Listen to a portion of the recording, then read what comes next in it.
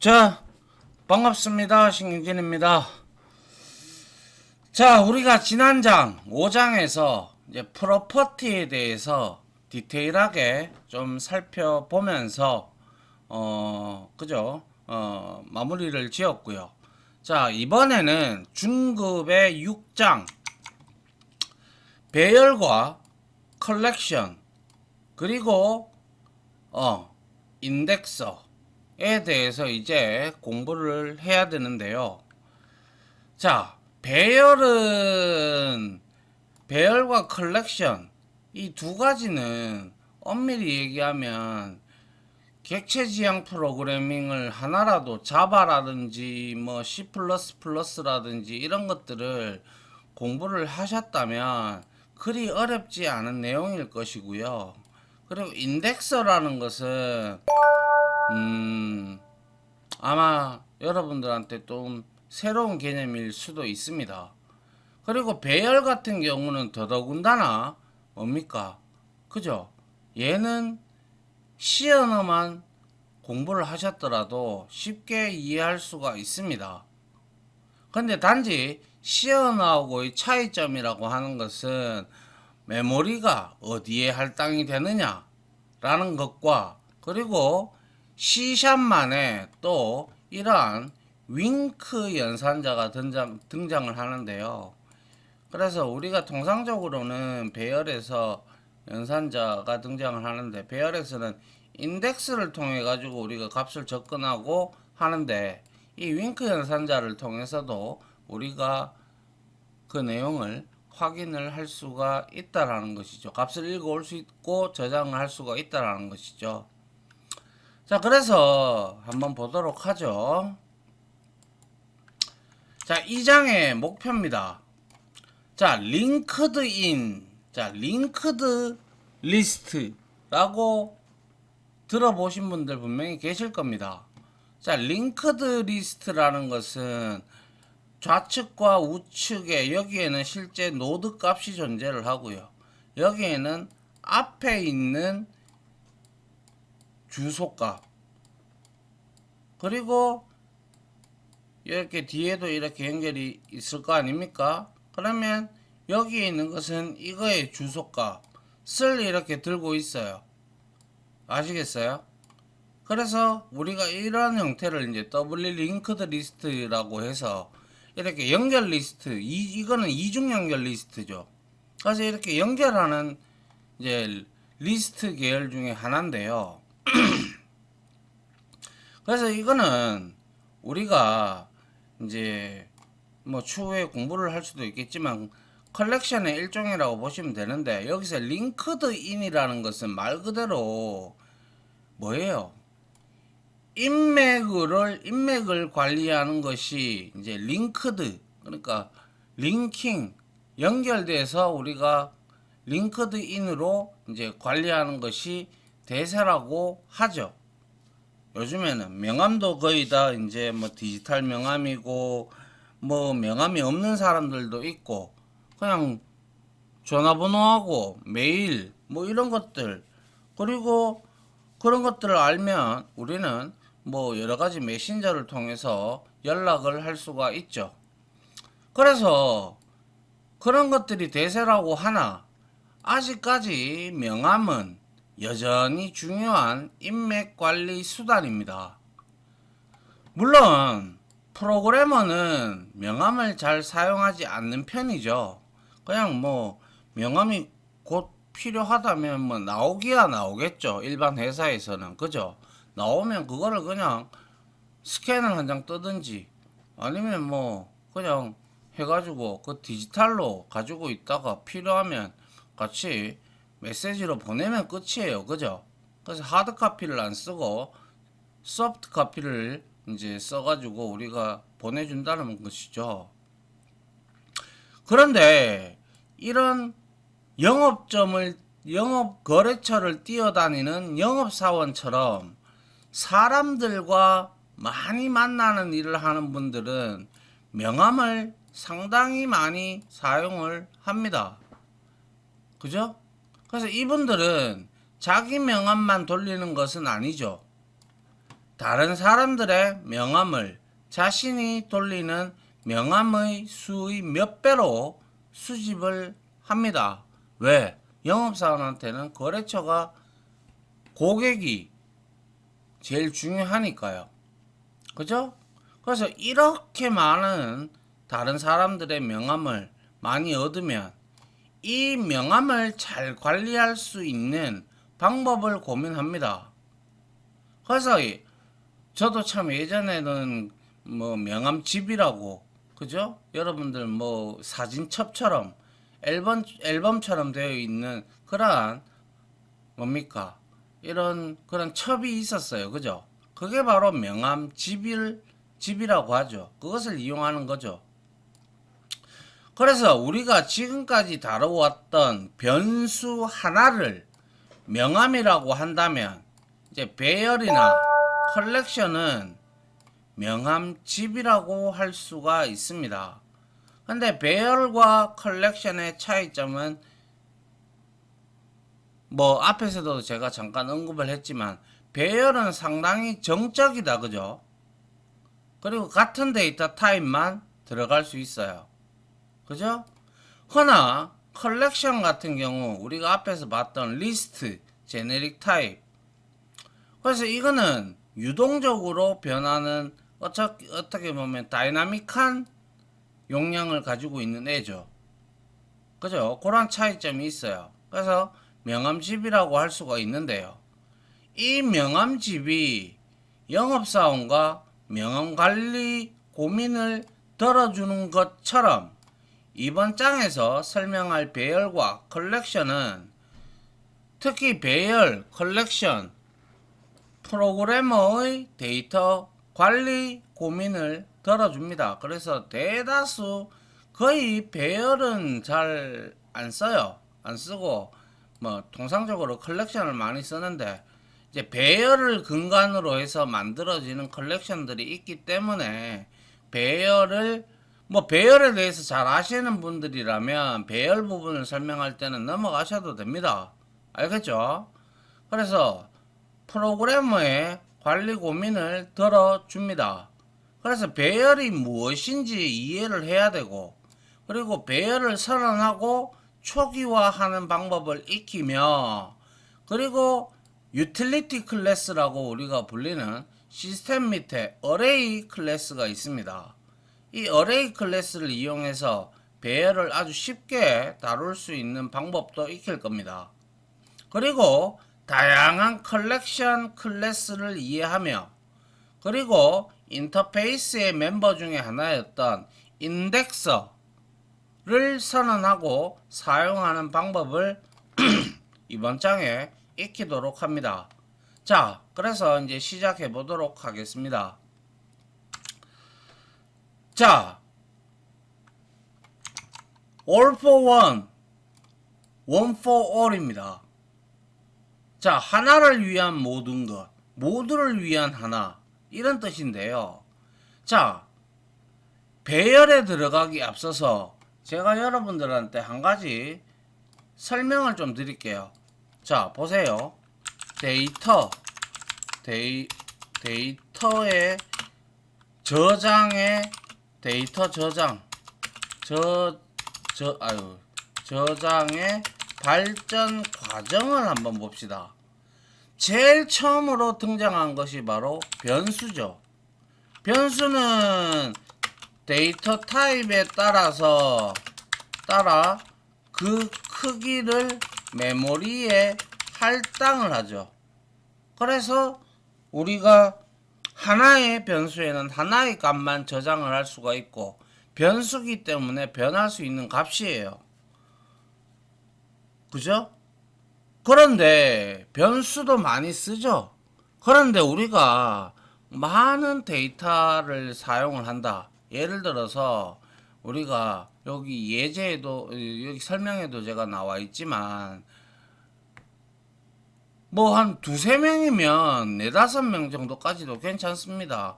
그런 학생들의 성적을, 아니면 아파트의 층수, 뭐 5층짜리 아파트다, 뭐 빌라다. 요즘엔 근데 그런 거 없죠. 거의 있기야 있겠지만 아주 오래된 것이고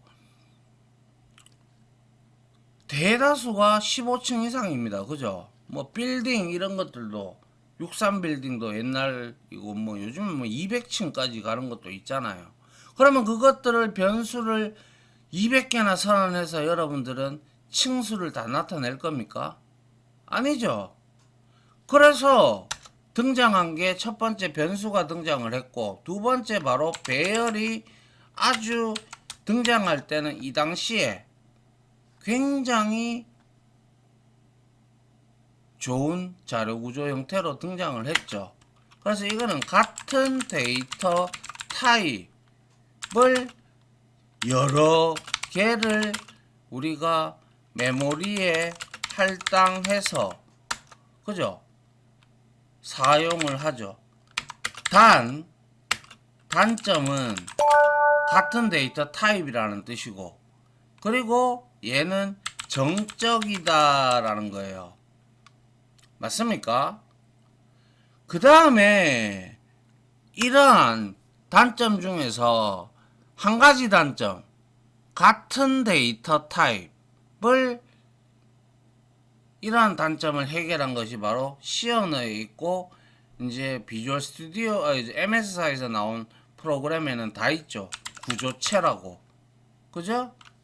그래서 구조체는 여러 데이터 타입을 저장할 수 있는 자료 구조예요. 맞죠? 그런데 여기 구조체에는 여러 데이터 타입을 저장할 수 있는 자료 구조기 때문에 멤버들밖에 없어요. 필드들밖에. 그죠? 그래서 이제는 또 단점이기 때문에 정적인 것을 또 없애고 정적인 걸 떠나서 간에 뭡니까? 이제 여러 데이터 타입은 필드만 저장을 할 수 있기 때문에 이제 그 기능을 할 수 있게끔 그죠? 메소드까지 가지게 되는 클래스가 마지막으로 등장을 했죠.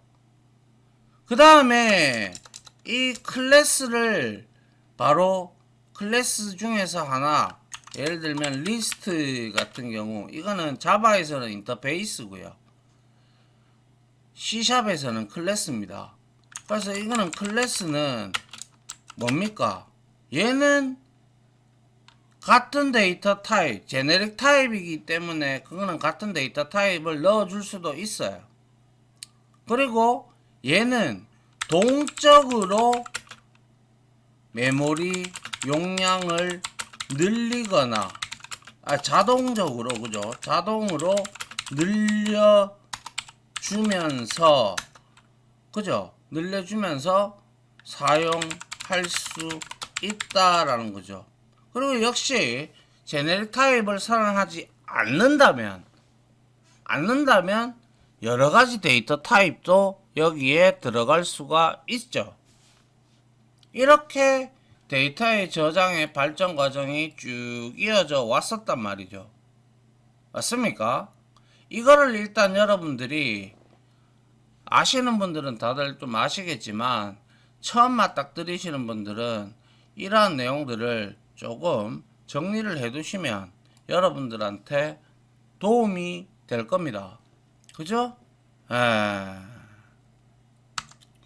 자, 그래서 봅니다. 우리가 프로그래머가 프로그램을 작성을 하다 보면 같은 성격을 띤 다수의 데이터를 한 번에 다뤄야 하는 경우가 정말 많습니다. 그죠?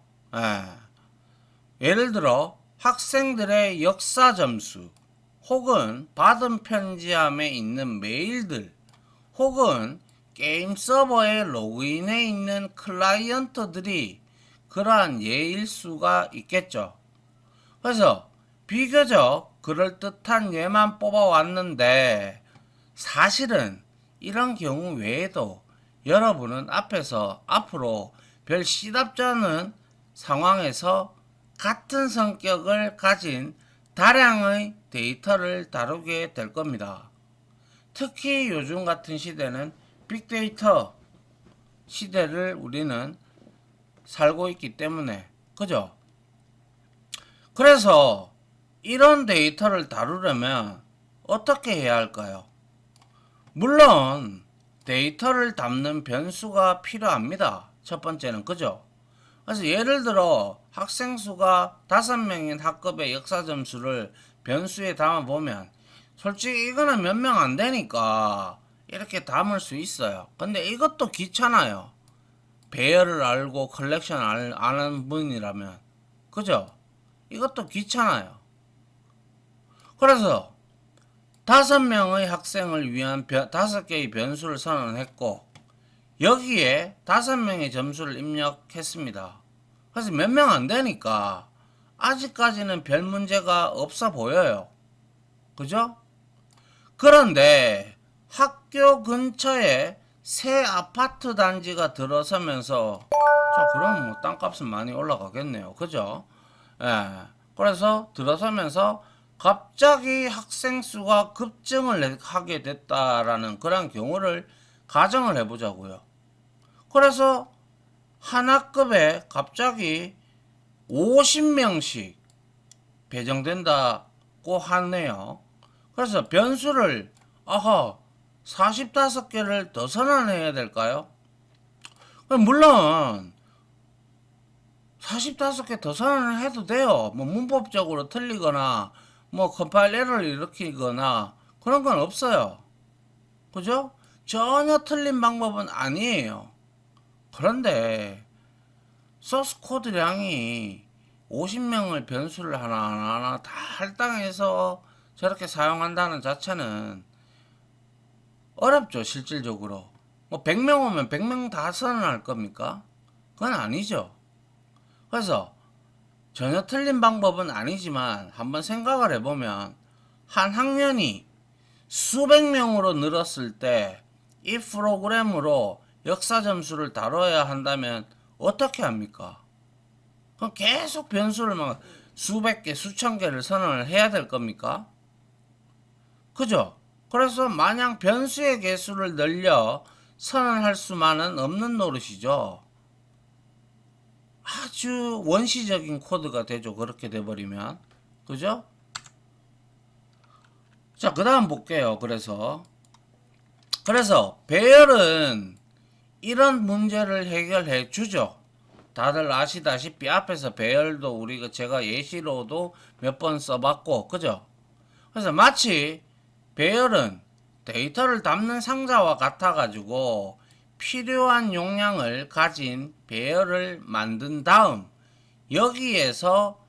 여기에다가 데이터를 넣을 수가 있습니다.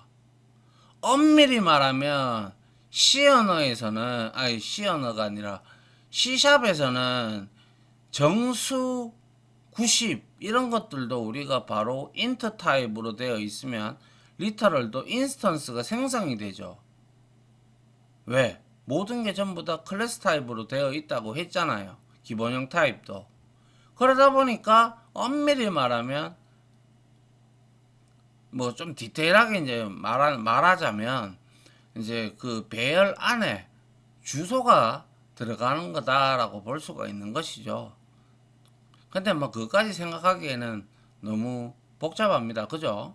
그래서 예를 들어 300개의 변수 대신에 300개의 용량을 가진 변수 한 개만 딱 선언을 해서 우리는 사용을 하면 되죠. 이것을 두고 우리는 배열명, 배열 이름이라고 하죠. 그래서 배열명은 곧 주소다라고 제가 앞에서도 수차례 언급한 적 있죠. 그죠? 그래서 배열은 다음과 같은 형식으로 선언을 하는 거. 자, 대괄호가 바로 포인트가 되는데요. 이와 같이 데이터 형식 배열이다 라고 이렇게 적어주고, 그리고 배열명, 배열 이름이죠. 그리고 new 연산자를 통해서 데이터 형식을 적고, 그 다음에 용량을 적어준단 말이에요. 이 용량 때문에 배열의 단점인 정적이다라는 부분이 나오는 거예요. 자, 그래서 예를 들어 용량이 5개인 int 형식의 배열은 다음과 같이 선언할 수 있습니다. 이와 같이요. int 배열 타입의 scores에서 newint 해서 5개의 방을 지니고 배열의 인덱스는 0부터 시작한다라는 거 너무나 잘 알죠. 그래서 인덱스 0에서부터 4까지 각각 4바이트씩 할당이 되죠. 그럼 도합해서 20바이트가 할당이 됩니다. 그래서 메모리에는 배열은 유연산자를 쓰기 때문에 배열은 이게 여기에 참조 변수 배열명이죠. scores라는 배열명이 잡히고 그 다음에 여기에 힙에 5개의 방이 만들어져서 배열의 시작 주소를 누가 scores가 이렇게 가지고 있고 여기에 20바이트만큼 할당이 된 거죠. 맞습니까? 그리고 난 후에 이렇게 선언을 했다면 유연산자가 이 int 타입이다라는 것을 인식을 하고 전부 0으로 다 초기화해서 대입을 해 줄 겁니다. 그래서 배열의 각 요소에 데이터를 저장하거나 혹은 요소 안에 데이터를 읽어올 때는 우리가 배열 이름 뒤에 대괄호, 그죠? 대괄호를 붙여주고 그 사이에 우리가 인덱스를 적어주면 된다는 사실 앞에서도 살펴봤고, 그죠? 그리고 배열에 대해서 잘 아시는 분들도 이미 너무나 잘 알고 있는 부분입니다. 단 여기서 주의할 점이 있는데요. 바로 그것은 너무나 여러분들이 공부를 하신 분들은 잘 알고 있지만 처음 맞닥뜨리신 분들은 반드시 이해를 하셔야 되는 게 인덱스는 1이 아닌 0부터 시작한다는 사실입니다. 아시겠죠? 0부터. 그래서 항상 배열의 크기는 n-1로서 우리는 알 수가 있는 거예요. 그래서 아까는 우리가 학생 5명, 5명의 성적을 담기 위해 5개의 변수를 일일이 다 원시적으로 선언을 했어요. 근데 이번에는 배열에 이 데이터를 담아 보겠습니다. 그래서 이렇게 선언을 하고 그러면 20바이트가 할당이 됐고 각각의 인덱스 이렇게 되면 값을 나타내는 변수와 동일합니다. 아시겠어요? 근데 배열은 이와 같이 메모리에 힙이라는 메모리에 연속적으로 4바이트씩 int 타입은 4바이트씩 연결해서 만들어집니다. 그래서 이렇게 인덱스를 주고 이렇게 초기화를 했단 말이죠. 근데 이거는 배열을 이렇게 해서 한 거지만 엄밀히 얘기하자면 이런 것들도 우리가 사용자로부터 입력을 받는다라고 가정을 한다면, 그죠? 한다면 당연히 우리가 이런 코드는 필요가 없겠죠. 그냥 여기에서 뭡니까? 우리가 시스템 우리 리드, 그죠? 그러한 메서드를 이용을 해서 이 값을 사용자로부터 입력을 받게끔 하면 되는 거잖아요. 맞잖아요, 그죠? 지금은 그냥 단지 앞에 코드와 비교를 좀 하는 것 뿐이에요. 그러면 이와 같이 변수에 이렇게 되어 있으면 변수랑 동일하다라고 했죠. 그래서 0인덱스에 80부터 4인덱스에 34까지 이렇게 저장이 되는 것이죠. 맞습니까?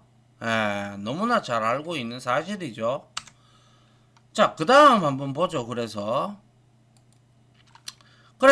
아직까지는 배열이 뭐가 좋은지 잘 모르겠다고요. 앞에 코드만 봐도 그래요. 그죠? 그런데 몇 가지 예를 통해서 변수와 배열을 한번 비교를 해 보도록 하죠. 먼저 학생들의 성적을 차례대로 출력하는 코드를 보면 변수 같은 경우는 아까 5개 선언한 것을 콘솔 라이트 라인에서 이렇게 출력을 해야 되겠죠. 하지만 배열 같은 경우는 스코어즈가 뭐라고 있어요? 배열의 주소를 가지고 있다고 있죠. 그래서 우리는 for 구문을 통해서 여기에 주소를 주고 그 다음에 in에다가 요거는 지역 변수죠. 그래서 여기에 있는 것을 하나하나씩 5개까지 끄집어내어서 루핑을 돌면서 하나씩 찍어 나가는 거예요. 5줄이에요. 단 2줄이에요. 그죠? 맞습니까? 훨씬 더 코드가 짧아졌고 보기 좋게 되어 있단 말이에요. 아울러 같은 성격의 데이터라면 변수를 사용하는 것보다 배열로 정의한 다음 for문이나 for 문과 함께 사용하는 것이 코드를 훨씬 더 간결하게 만들 수 있다는 거죠. 맞죠? 그죠? 100개면 이거 뭐 콘솔 라이트 라인 뭐 100개 할 겁니까? 그건 아니잖아요. 그죠? 그래서 이번에는 학생들의 평균 성적을 구해보죠.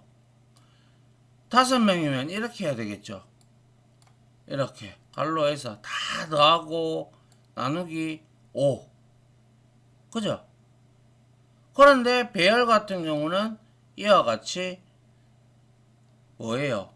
누적할 변수를 하나 선언해서 여기에서 루핑을 돌면서 복합 대입 연산자를 통해서 총합을 구하고 그리고 그 총합에다가 스코어즈의 랭스 5개죠.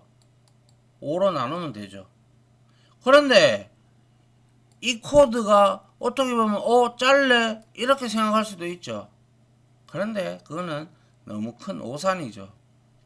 일견 변수를 이용한 코드가 간결해 보입니다. 지금 코드를 볼 때는. 그죠? 근데 예를 들어서 학생 수가 50명으로 늘어난 경우를 생각해 보면 여기에 50명 다 더해야 되겠죠.